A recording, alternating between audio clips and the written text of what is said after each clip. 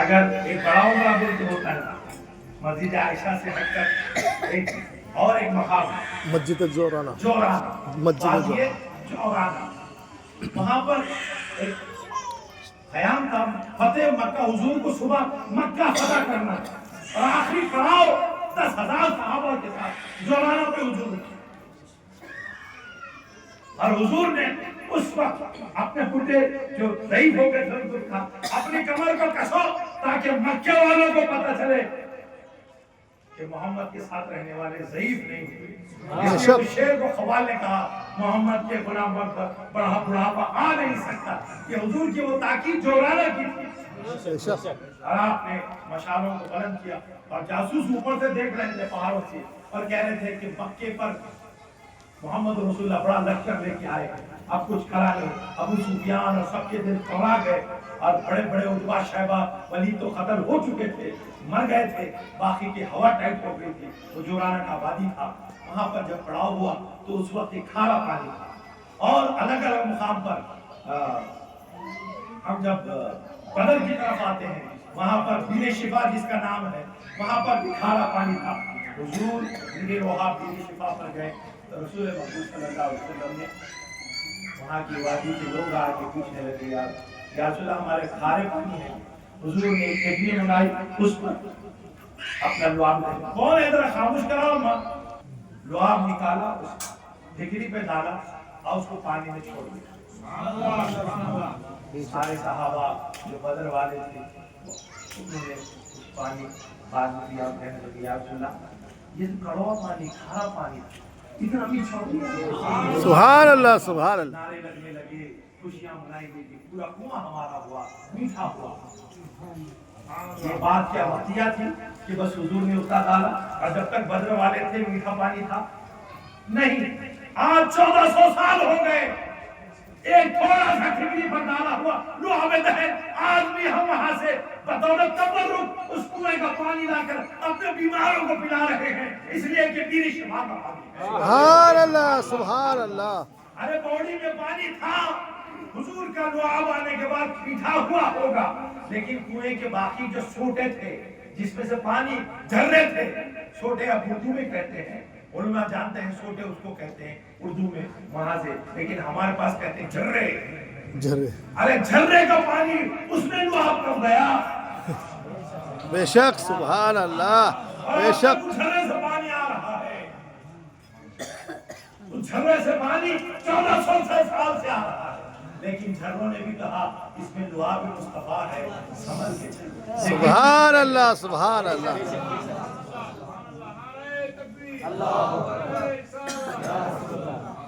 یہ کس نے کہا تھا؟ صحابہ نے کہا تھا کھارا پانی ہے، کڑوا پانی ہے، یا رسول اللہ آپ عطا کریں۔ حضور نے اپنا لعاب نکال کر اور جب بات آئی حسین کی تو حضور نے کہا فاطمہ میرے بیٹے کہاں ہیں؟ کیونکہ ہمارے علماء جس طرح سے آیتوں کا پڑھتے ہیں کہ حضور کی لب جب تک خدا کا حکم نہیں ہوتا حضور کی زبان ہلتی نہیں ہے، کوئی جنبش نہیں کرتی، کیوں کہ حضور کی بات بھی اللہ کی طرف سے الہام ہے۔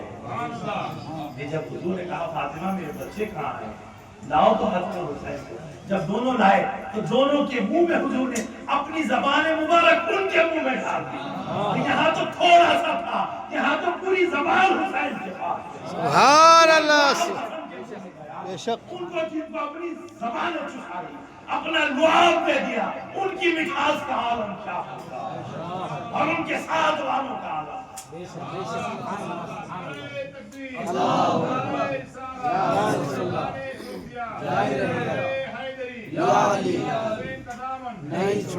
لوگوں بڑے شان سے آ کے تبرک بانٹتے، بیر شفا کا تھوڑا سا دو، ایک گھٹ دو، اور حسین کی بات آئے اختلاف کبھی ہوتا ہے۔ ارے جن کو زبان حضور نہیں سسائی ان پر کتنا فیض اور ان کی نسلوں میں کتنا فیض ہوگا، ان کو جو پکڑ لے گا صرف پکڑ لے گا دامن کہ ہم اقرار کرتے ہیں کہ ہم سے جو گناہ ہوئے معاف کر، علی حسین کی اولادوں کو پکڑ کے ہم گواہ رکھ کر توبہ کرتے ہیں اور مرید ہوتے ہیں، قسم خدا کی اس کنویں سے بہتر تو یہ مرید ہے۔ سبحان اللہ، سبحان اللہ۔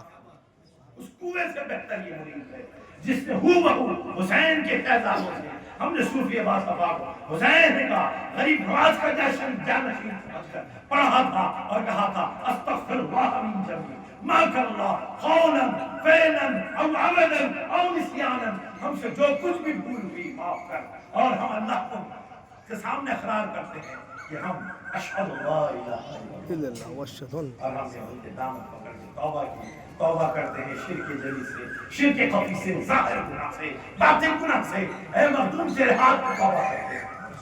ہو گئے کیا وہ میرے شفا سے کام؟ ارے سوٹا بھی آج تک اس کا جھرا بھی کڑوا پانی گرا نہ سکا، تو حسین کے بیٹوں سے کچھ ہو سکتا ہے؟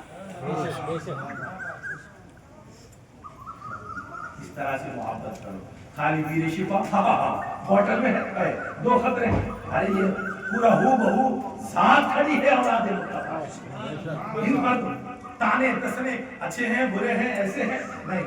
اس لیے تو ہمارے پاس حضور مفتی اعظم ہند نے کہا تھا ان کی داڑھی اور ان کی کسی بات پر ہم یقین، ہم کو نسبت اس گھر سے ہے، داڑھی ہو نہ ہو سعادت کی سب بے شک حضور مفتی اعظم ہند نے دنیا کے منہ میں تماشا مار کر دنیا کو سبق دے کے گیا، اے انڈیا پاکستان والوں، کسی سیدزادے کو کسی داڑھی اور اس کے کپڑے سے نہ مانو، اس کی ذات سے اس کو مانو کہ سیدزادہ۔ یہ ہے کیا سمجھے بریلوی صاحب، سمجھ ہی نہیں آئی، تم کو پتہ نہیں کس نے کیا پڑھایا۔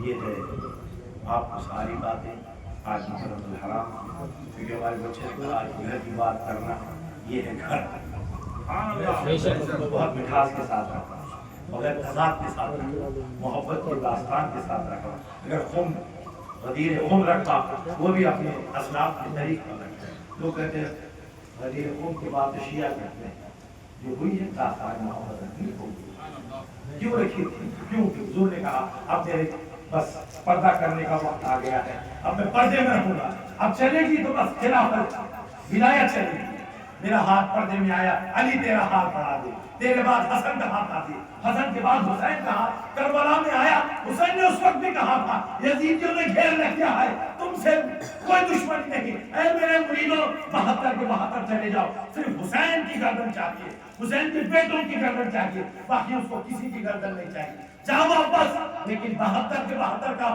جب تک ہماری گردن نہیں کٹے گی، مریدوں کی گردن نہیں کٹے گی، کوئی ہمارے مرشد پہ حملہ نہیں کرے۔ یہ بیٹی کی داستان کی کربلا سے کھڑی ہوئی، آج بھی وفادار ہو، آج بھی کربلا سے ہی وفادار ہو۔